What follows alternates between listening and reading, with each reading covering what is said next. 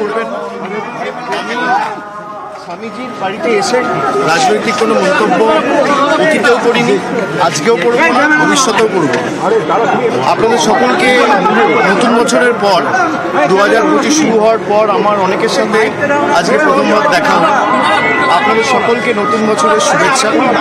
তার সাথে সাথে স্বামীজির এই পৈতৃক ভিটায়, জন্মভিটা যেখানে স্বামীজির জন্ম হয়েছিল, প্রচলিত প্রথার মতো আমি প্রতি বছরই স্বামীজির এখানে যে প্রতিকৃতি রাখা রয়েছে সেখানে শ্রদ্ধার্ঘ নিবেদন করতে আমি প্রতি বছরই আসি, এবং সম্মানীয় মহারাজগণ যারা রয়েছেন তারা প্রতি বছরের মতো এবছরও আমাকে স্বামীজির সেই প্রতিকৃতিতে শ্রদ্ধার্ঘ নিবেদন করার সুযোগ করে দিয়েছে। আমি তাদের কাছে কৃতজ্ঞ।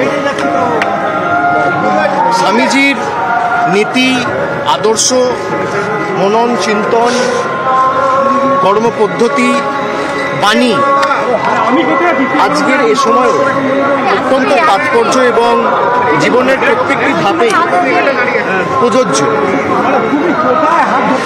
স্বামীজির অবদান যতদিন আমরা বেঁচে আছি আমরা কেউ কোনোদিন ভুলতে পারবো না। চিরস্মরণীয় হয়ে আমাদের সকলের হৃদয়ের অন্তরে স্বর্ণাক্ষরে লেখা থাকে।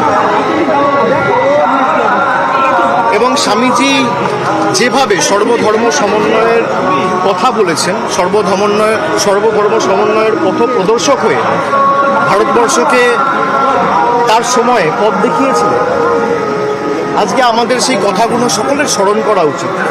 প্রত্যেকে জাতি, ধর্ম, বর্ণ, দলমত নির্বিশেষে আমি আপনাদের সকলকে স্বামীজির জন্মদিবস আমি বলবো না, তার কারণ জন্ম তাদের হয় যাদের কোনো না কোনো সময় মৃত্যু ঘটে।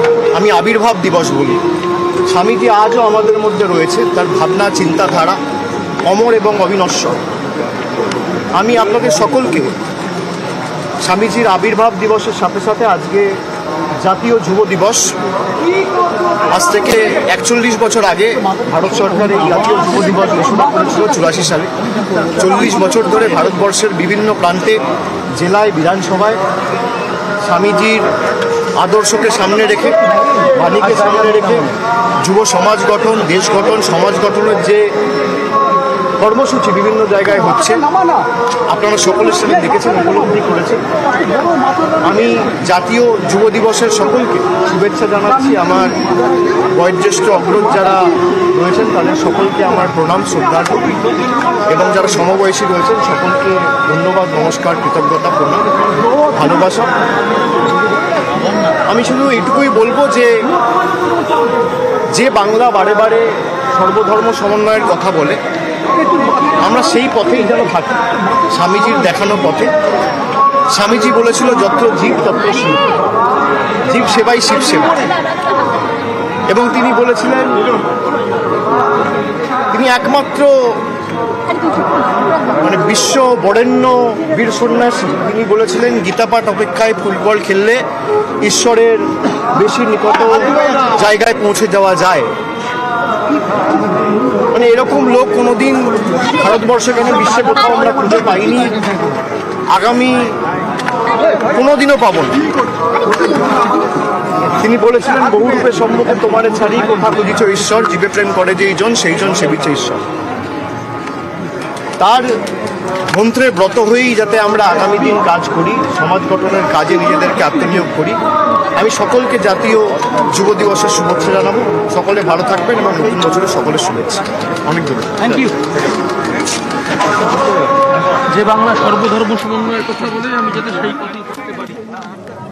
স্বামী বিবেকানন্দের 163তম জন্মদিন, সিমলা স্ট্রিটে যুব দিবস উপলক্ষে স্বামীজিকে শ্রদ্ধা জানাতে পৌঁছে গিয়েছিলেন অভিষেক বন্দ্যোপাধ্যায়। সরাসরি সেই ছবি আপনাদেরকে দেখাচ্ছিলাম। স্বামীজিকে শ্রদ্ধা, অভিষেক বন্দ্যোপাধ্যায়। সিমলা স্ট্রিটে স্বামীজির বাসভবনে পৌঁছে গিয়েছিলেন অভিষেক বন্দ্যোপাধ্যায়। শ্রদ্ধা জানান যুব দিবসে সিমলা স্ট্রিটে স্বামীজির বাসভবনে পৌঁছে গিয়ে।